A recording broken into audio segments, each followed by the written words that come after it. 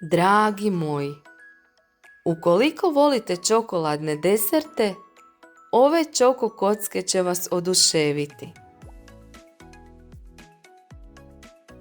Prvo ćemo skuhati kremu. 150 g gustina, 3 žlice čokolade u prahu, izradite sa 2 dl mlijeka. U posudu za kuhanje stavite 4 dl mlijeka i 100 g šećera. Kad mlijeko prokuha, ukuhajte gustin. Kuhajte par minuta. I u još topal fil dodajte 100 g mliječne čokolade. Fil isipajte u posudu i stavite ga na hlađenje. 300 g brašna, 2 žlice kakaa i 1 prašak za pecivo sjedinite.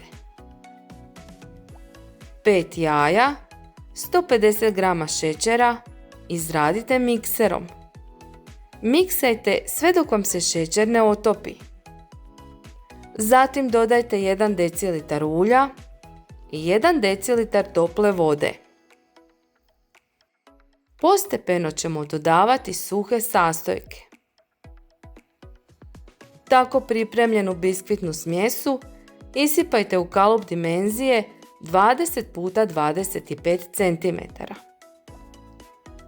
Smjesu stavite peći na 160 stupnjeva Celzijevih otprilike 30 minuta. Pečeni biskvit ostavite u kalupu da se ohladi.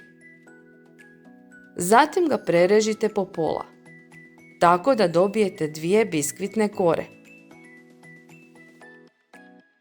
3 dl slatkog vrhnja izradite u čvrsti snijeg. Ohlađeni fil prebacite u posudu za miksanje.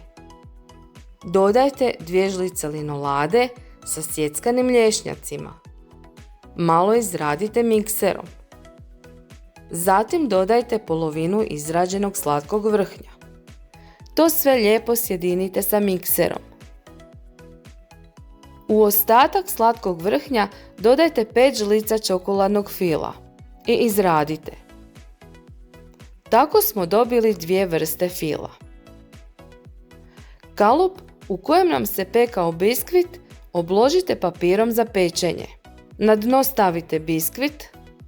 Biskvit prelijte sa 1 dl čokoladnog mlijeka. Tako pripremljen biskvit premažite sa polovinom tamnog fila. Zatim preko tamnog fila premažite svijetli fil. Ponovimo postupak sa drugim biskvitom i ostatkom fila. Kolač stavimo na hlađenje dok pripremamo glazuru. 2 dl slatkog vrhnja i 100 g tamne čokolade otopite na pari. Tako pripremljen ganaž prelijte preko kolača. Kolač stavite na hlađenje otprilike 24 sata. Kolač režite na željenu veličinu i uživajte u ovoj čokoladnoj rapsodiji okusa.